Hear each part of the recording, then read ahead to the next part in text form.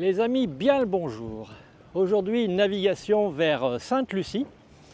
On part de la baie de Sainte-Anne et on va se mettre au mouillage à Rodney Bay et dans 3-4 jours, on va se mettre à la marina à Rodney Bay. La navigation devrait être assez tonique aujourd'hui, assez tonique, hein. Toute proportion gardée, ce sont les alizés. Ils soufflent pas mal, ils ont soufflé beaucoup la semaine qui vient de passer. Là aujourd'hui on devrait avoir 20-25 nœuds de vent, on va donc partir sur un riz. J'ai déjà mis en place la sangle du premier riz, je pense l'avoir fait dans le bon sens. Là, tout le bateau est préparé, je suis allé faire 2-3 courses ce matin et ramener la voiture de location. Béa a préparé tout le bateau, on a fait un point tous les deux, c'est super, tout est prêt à partir.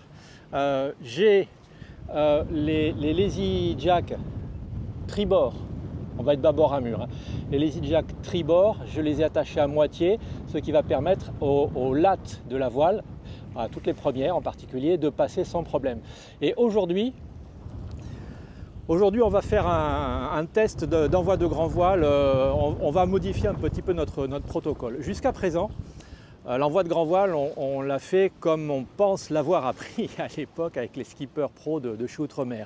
L'idée, c'est grand voile centré, le chariot centré bien sûr, la baume bloquée au centre, bout au vent, le vent en face de nous, et on hisse la grand voile tranquillou avec le moteur assez en prise pour avancer un peu et le pilote automatique, idéalement en mode vent sur 0 degré, mais sinon quelqu'un à la barre qui tient plus ou moins 3-4 degrés sans se faire embarquer par le vent, parce que dès qu'on se fait embarquer, le catamaran pivote et c'est galère pour monter la grand voile.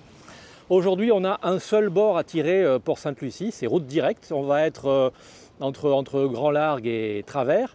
On va essayer quelque chose, voir si ça nous simplifie la manœuvre pour envoyer la grand voile. On va prendre un très léger anglo-vent bâbord à mur, on va dire 10 degrés, et on va très légèrement décaler la baume pour être certain que quand on va commencer à monter la voile, elle prenne le vent côté bâbord, qu'elle se gonfle un petit peu côté tribord, et vous l'avez vu derrière moi, pour que les lattes passe du bon côté de la balancine et du bon côté des Lazy Jack. C'est pour ça que je n'ai libéré qu'un seul côté, pour nous simplifier la vie. Et on va voir si en prenant un très léger angle comme ça, le pilote automatique tient mieux. 5-15 degrés du vent, c'est toujours sur la même amure, ça pourrait nous faciliter la vie. Vous savez que notre grand voile monte avec difficulté, j'en ai parlé depuis plusieurs vidéos, elle descend avec difficulté, on n'a pas trouvé pourquoi. J'ai fait mettre des chariots à billes l'année dernière, ça a peu amélioré les choses. Les chariots ont tendance à se bloquer un petit peu dans la petite trappe le long du rail de grand voile, le long du rail pardon, sur le mât. Ça ne devrait pas, donc quand on sera tranquille en marinage, j'enlèverai la trappe, je la dévisserai et je la mettrai dans l'autre sens, peut-être qu'elle a été mal remontée la dernière fois. Et là on va essayer donc de se simplifier la vie à l'envoi. J'espère qu'un riz suffira. Si on n'a pas de grain, un riz suffira. La plupart du temps, grand voile haute suffirait, mais là on va faire une navigation un petit peu de reprise et on va vous raconter au fur et à mesure. Donc l'idée, ça sera ici au poste de barre, la drisse de grand voile à sa place, le frein est déjà débloqué, tout est en place, prêt à être hissé, la poulie est en place, il n'y a pas de problème, elle est bien fermée, il n'y a aucun souci.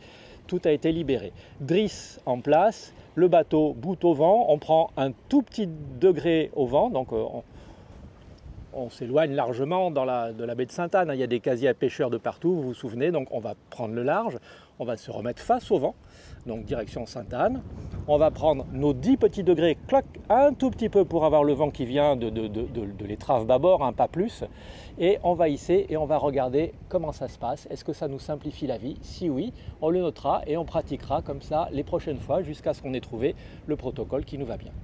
Quand le premier riz sera en place, on étarquera la grand voile et je marquerai la drisse pour qu'on ait un repère visuel sur la drisse, et je marquerai les 3 riz quand on sera en marina, pour qu'on ait un repère visuel sur la drisse. Quand on verra le petit bout de fil qui se balade et qui arrive près des poulies là-bas, on saura qu'on y est presque. Ça nous simplifiera la vie également.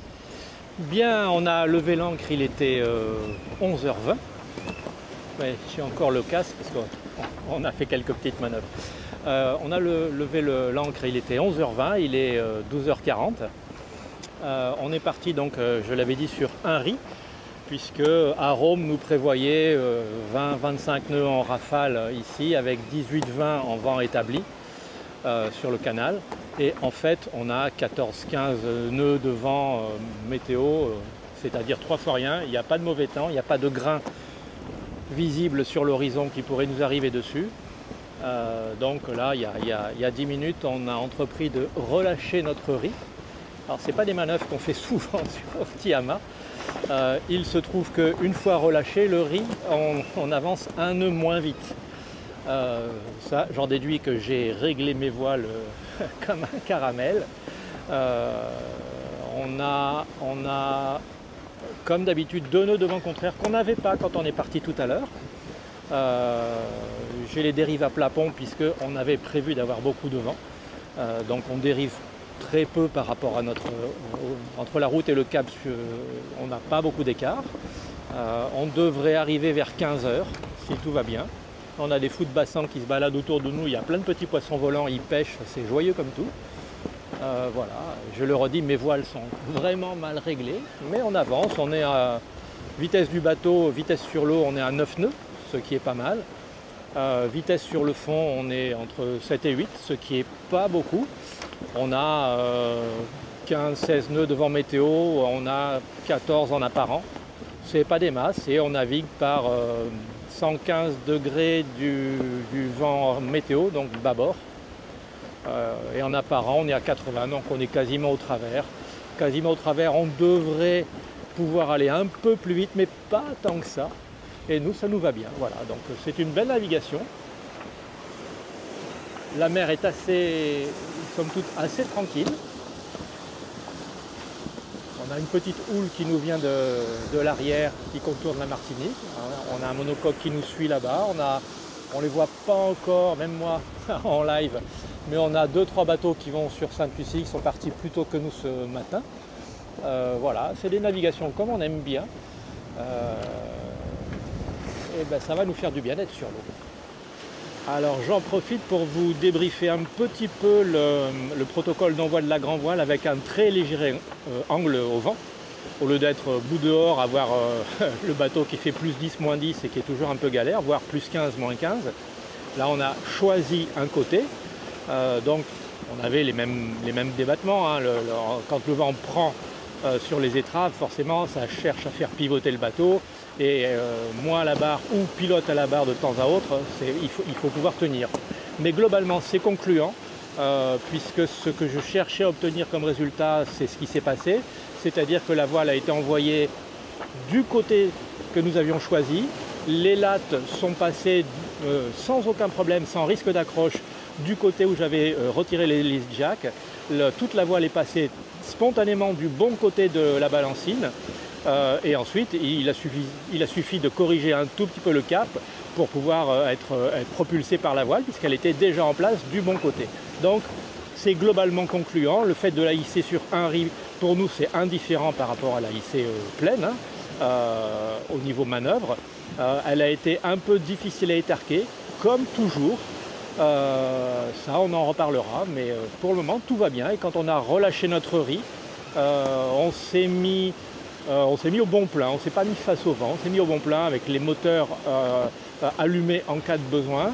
On avait tout préparé, on a fait notre manœuvre point à point, ça s'est bien passé.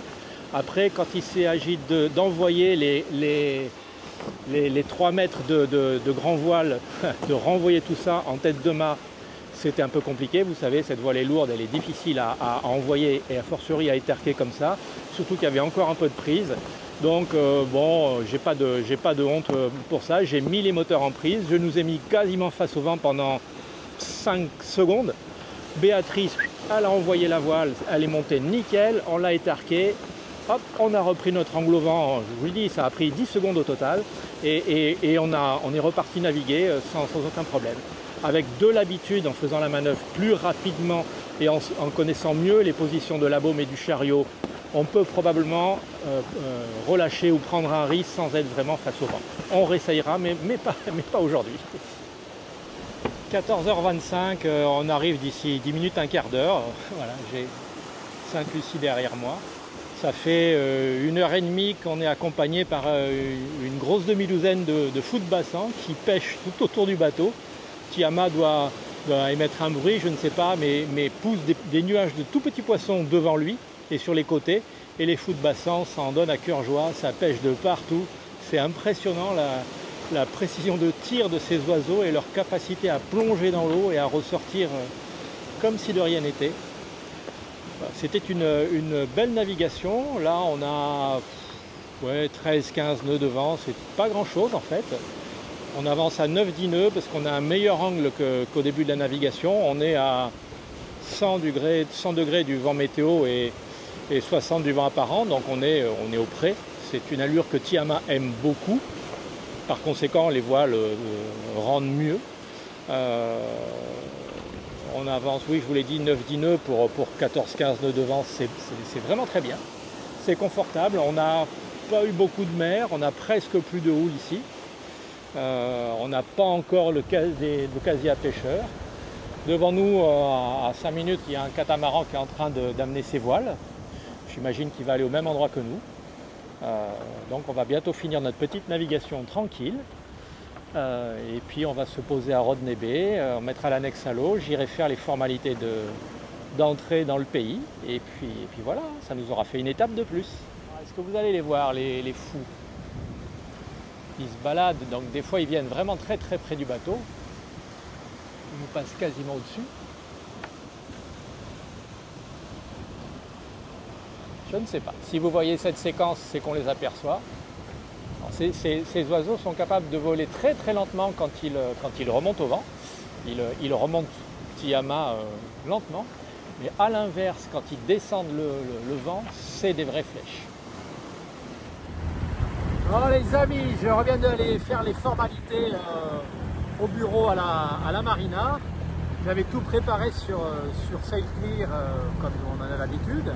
En fait, ça a été très rapide. Quand on arrive dans les bureaux, il y a un petit papier qui nous explique qu'il faut le numéro d'inscription sur SailClear, ce que j'avais évidemment, et qu'il y a un autre formulaire complet à remplir pour l'immigration sur un site internet. Et avec ma carte Digicel Caraïbes, j'avais accès à internet.